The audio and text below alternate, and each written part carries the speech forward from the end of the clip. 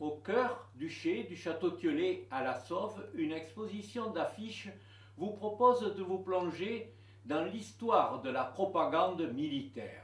C'est un retour au passé pour moi. Quand j'étais tout jeune, que j'allais soit dans des lieux publics, à la gendarmerie, je ne sais pas moi, dans des lieux publics, il y avait toujours des affiches de qualité qui ressemblaient un peu à celle-ci. Ce qui fait que pour moi, ça me rappelle un peu le passé. Vincent Calliot, collectionneur passionné, propose aux visiteurs de découvrir 70 affiches originales. Un petit échantillon de sa collection, choisi avec un fil conducteur résumé par la célèbre phrase « Engagez-vous, vous verrez du pays ». Elles mettent en lumière l'atmosphère d'une époque. Aux États-Unis, donc la population américaine était contre l'entrée en guerre, et donc il y a eu un comité qui a été créé, qui a recruté des artistes vraiment qui étaient connus pour faire des affiches pour mobiliser l'opinion en faveur de la guerre. Et donc ça, c'est une de ces affiches de ce comité. Donc c'était une affiche très graphique, elle est magnifique.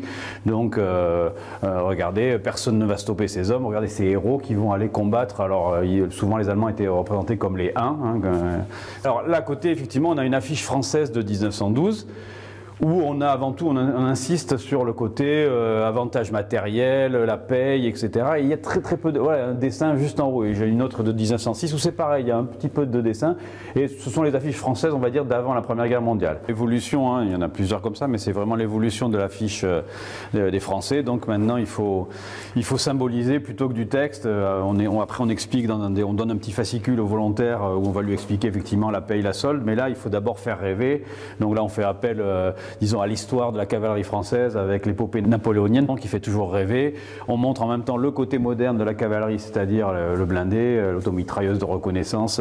Marqué par des valeurs et un contexte politique bien différent de celui d'aujourd'hui, le passé colonial de la France, avec ses affiches dignes des meilleures compagnies touristiques, se révèle.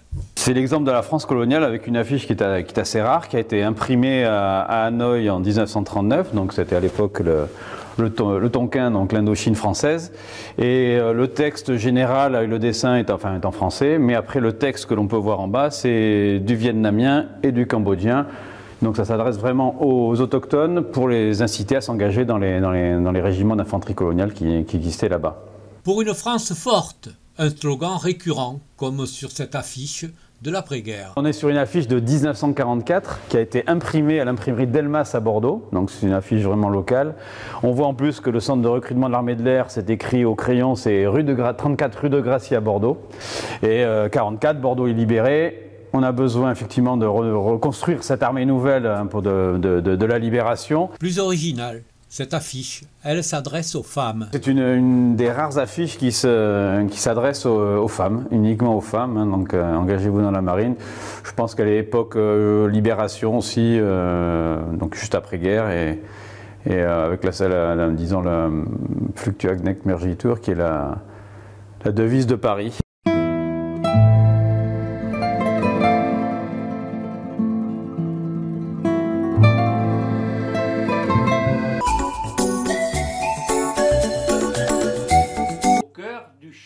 Du château Thiollet à la Sauve, une exposition d'affiches vous propose de vous plonger dans l'histoire de la propagande militaire.